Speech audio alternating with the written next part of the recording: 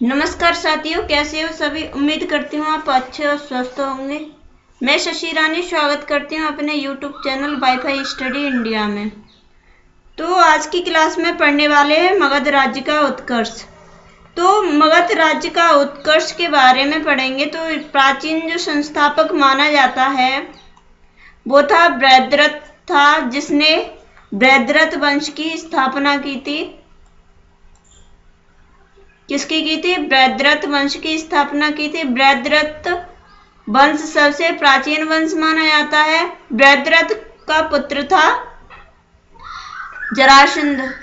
ये वही जरासंध था जिसने मल्लयुद्ध किया था भीम के साथ में, और भीम ने 2 टुकड़े कर दिए थे जरासंध के।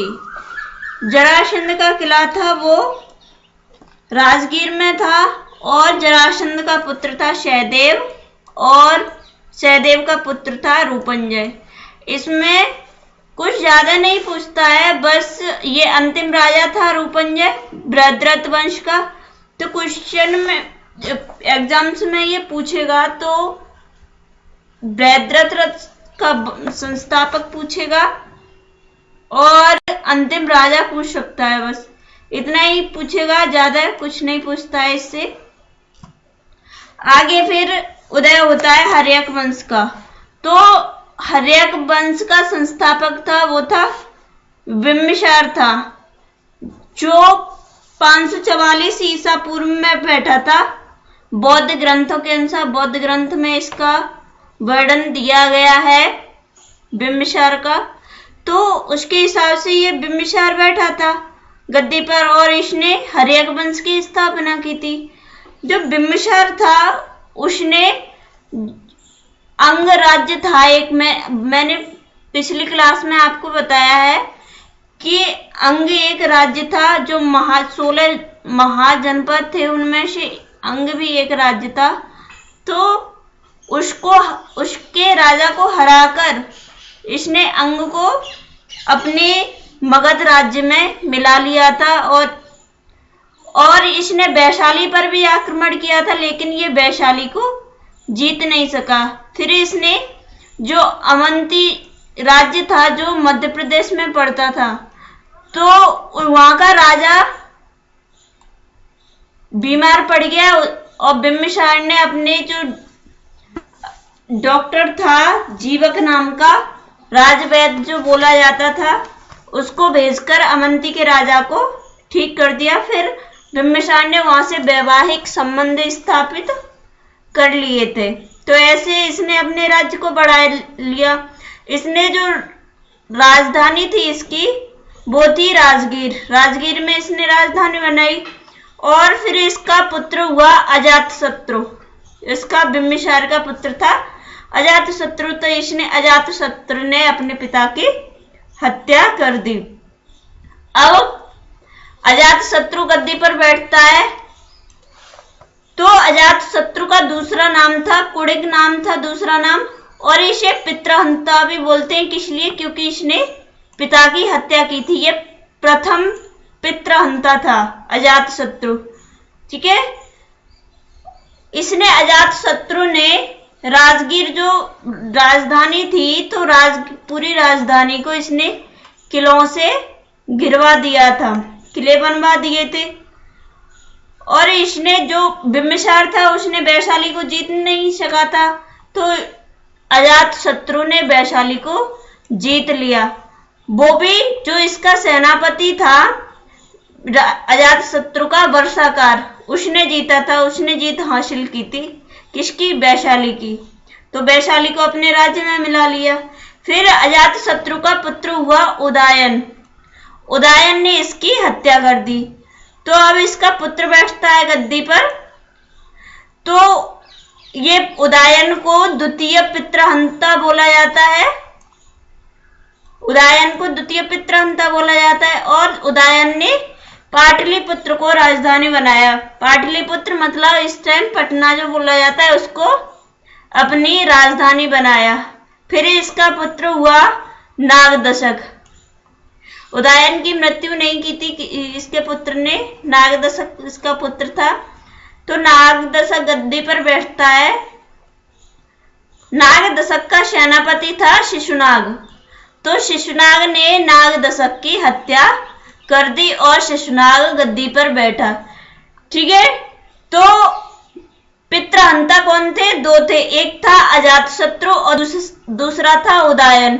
ये इंपॉर्टेंट है, ये एग्जाम्स में आते हैं दोनों, अजातशत्रु और उदयन पितृहंता के बारे में जरूर पूछता है। ठीक है, तो इसमें हर्यक वंश में कितने शासक हुए? पहला हुआ बिम्बिसार, फिर अजातशत्रु, फिर हुआ उदयन, फिर हुआ नागदशक। ये चार इसमें संस्थापक हुए। ठीक है, फिर गद्दी पर कौन बैठता है? फिर आता है शिशुनाग। शिशुनाग ने शिशुनाग वंश की अपना वंश अलग बना लिया, इसने स्थापना कर ली शिशुनाग वंश की। ठीक है, तो इसने पटना से वैशाली राजधानी बना लिया। जो नाग दशक क्या कहते हैं, ये उदयन था, इसने पाटलिपुत्र को राजधानी, पटना को राजधानी बनाया था। इसने क्या कर दिया? पटना से दोबारा वैशाली को राजधानी बना लिया। ठीक है, शिशुनाग ने। अब आता है इसमें कालाशोक। इसका शिशुनाग का उत्तराधिकारी कालाशोक हुआ। कालाशोक ने वैशाली को हटाकर पटना राजधानी बना लिया। ये फिर दोबारा पटना राजधानी पहुंच गई। ठीक है, और इसकी कालाशोक की हत्या किसने कर दी? नंदी वर्मन ने कर दी इसकी हत्या। अब गद्दी पर बैठता है नंदीवर्मन। कौन सी? शिशुनाग वंश की गद्दी पर कौन बैठता है? नंदीवर्मन। तो नंदीवर्मन का सेनापति था महापद्म नंद। महापद्म नंद ने नंदीवर्मन की हत्या कर दी और महापद्म नंद गद्दी पर बैठ गया। तो जब महापद्म नंद गद्दी पर बैठा तो इसने भी अपना नया वंश बना लिया। इसने अपना वंश बनाया नंदवंश। नंदवंश की इसने स्थापना कर दी। क्वेश्चन आता है कि नंदवंश का संस्थापक कौन था? तो कौन था? महापद्म नंद था। तो महापद्म नंद ने नंदवंश की स्थापना की। इसने खुद को जो उपाधि धारण कर रखी थी, सर्वक्षत्रांतक की इसने उपाधि धारण कर रखी थी। तो ये इंपॉर्टेंट है, सर्वक्षत्रांतक, ये क्वेश्चन में आता है।